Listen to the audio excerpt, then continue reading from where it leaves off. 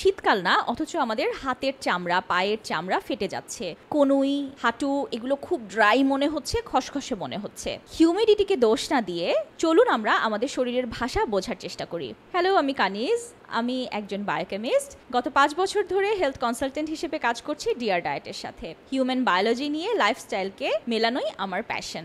ধরা যাক একটা ইটের দেয়াল, ইটগুলো গেঁথে থাকবে একটা মিডিয়ার হেল্প নিয়ে, যেটা হচ্ছে সিমেন্ট। আমাদের স্কিনেও এরকম প্রপারলি টাইটনেস, হাইড্রেশন ধরে রাখে লিপিড এবং ফ্যাটি অ্যাসিডগুলো, এবং এই লিপিড বা ফ্যাটি অ্যাসিড যে প্রোডাকশনের প্রক্রিয়া, সেখানে ভূমিকা পালন করে থাইরয়েড হরমোন। হাইপোথাইরয়েডিজমের ক্ষেত্রে আমাদের সেবেশাস গ্ল্যান্ড প্রপারলি অয়েল তৈরি করতে পারে না, তখন আমাদের স্কিন পানি হারিয়ে অনেক ড্রাই হয়ে যায়, ফ্লেকিনেস চলে আসতে পারে, স্কিন পিলিং হতে পারে এবং এক্সিমাতে সেটা রূপ নিতে পারে। অর্থাৎ তখন আপনার স্কিন প্রচণ্ড চুলকাতে থাকবে। যদি শীতকাল ছাড়াও এরকম কোনো কন্ডিশন আপনি দেখেন, তাহলে শুধুমাত্র বাজার থেকে ময়শ্চারাইজার কিনে লাগিয়ে সেটার উপরে ডিপেন্ড করবেন না। প্রপারলি হাইপোথাইরয়েডিজমের একটা চেক আপ করে নিতে পারেন। বাসায় কিভাবে চেক আপ করবেন সেটার জন্য একটা ভিডিও অলরেডি আমার চ্যানেলে দেওয়া আছে, আমি লিঙ্কটা কমেন্টে দিয়ে দিচ্ছি। সামনে আরো কোনো টপিক নিয়ে আপনাদের সাথে দেখা হবে, ততদিন ভালো থাকবেন।